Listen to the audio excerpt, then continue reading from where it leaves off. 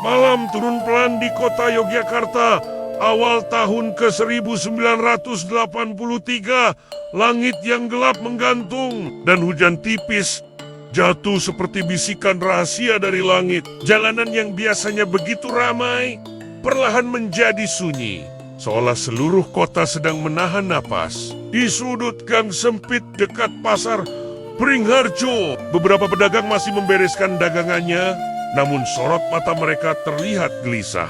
Seakan-akan mereka semua sedang menunggu sesuatu yang tak seorang pun ingin melihatnya.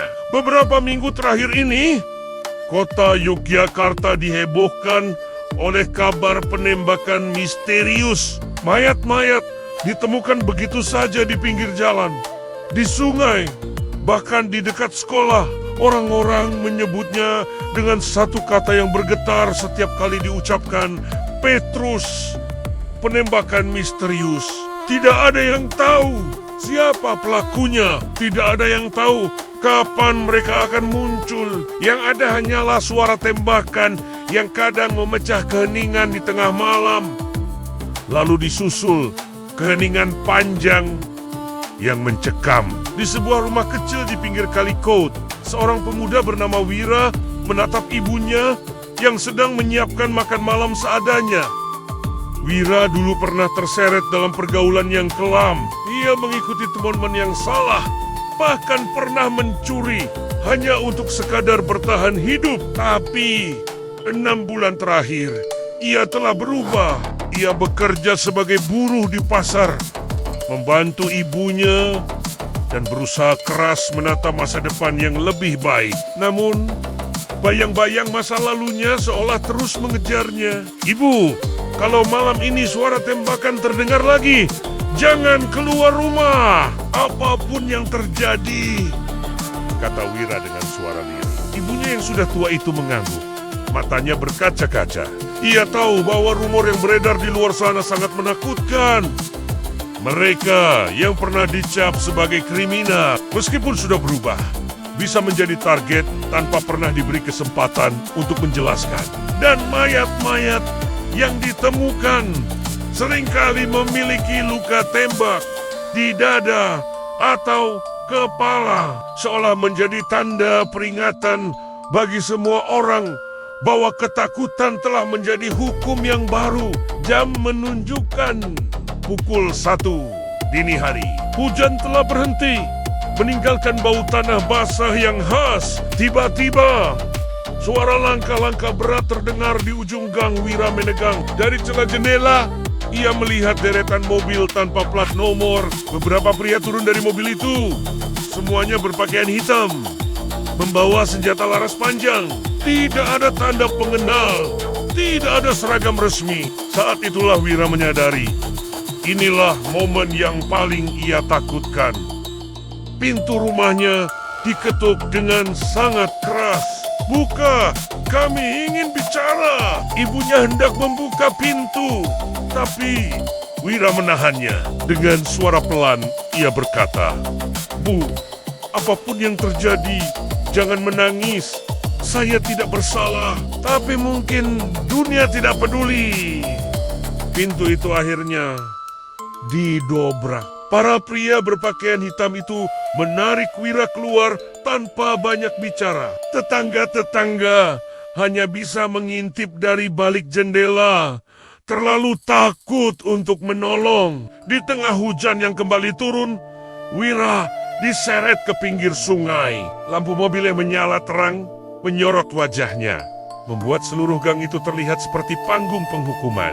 Seorang pria bertopeng menodongkan senapan ke dada Wira. "Kau bekas residivis. Orang-orang sepertimu membuat kota ini kacau. Aku sudah berubah!" Wira berteriak. "Berikan aku kesempatan." Tidak ada jawaban yang ia terima selain dentuman keras yang memecah keheningan malam. Suara ibu Wira terdengar melengking dari kejauhan, menggema bersama tangisan hujan. Tubuh pemuda itu rebah, sementara air sungai mengalir pelan, membawa serta bercak merah yang kemudian larut dan hilang entah kemana. Keesokan paginya, koran-koran hanya memuat berita singkat. seorang kriminal ditemukan tewas. Kota semakin aman. Tidak ada nama yang disebutkan.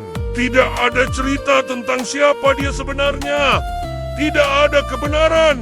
Namun, ketakutan justru semakin kuat mencengkeram kota. Orang-orang mulai mengunci pintu sejak sore, menghindari berbicara terlalu keras, dan berusaha menghapus masa lalu masing-masing, berharap tidak menjadi target selanjutnya. Kota menjadi sunyi dan penuh dengan kecurigaan.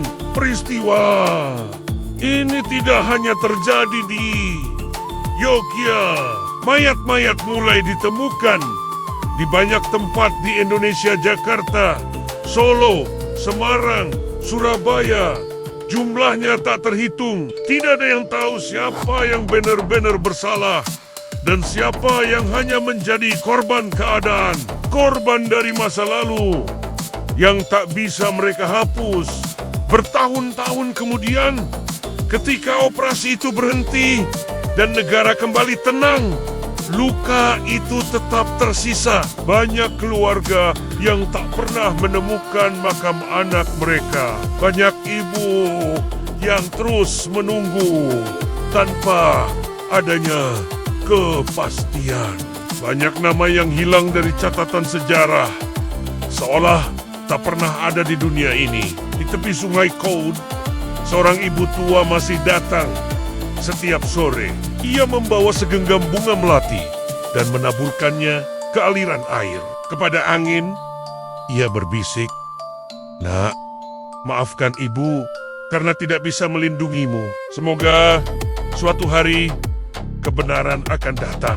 Meski mungkin sudah terlambat, sungai itu tetap mengalir seperti waktu yang tak pernah berhenti. Tetapi suara tembakan misterius dan bayang-bayang ketakutan itu tetap menjadi sebuah cerita kelam yang fajar manapun belum sanggup menghapusnya. Dan dalam ingatan bangsa, Petrus akan selalu menjadi pengingat yang kelam, bahwa kekuasaan tanpa keadilan hanya akan meninggalkan duka yang mendalam, bukan kedamaian yang diharapkan. Terima kasih telah menyimak kisah ini. Jangan lupa untuk subscribe channel ini untuk terus mengikuti cerita-cerita lain yang tak boleh dilupakan. Sampai jumpa.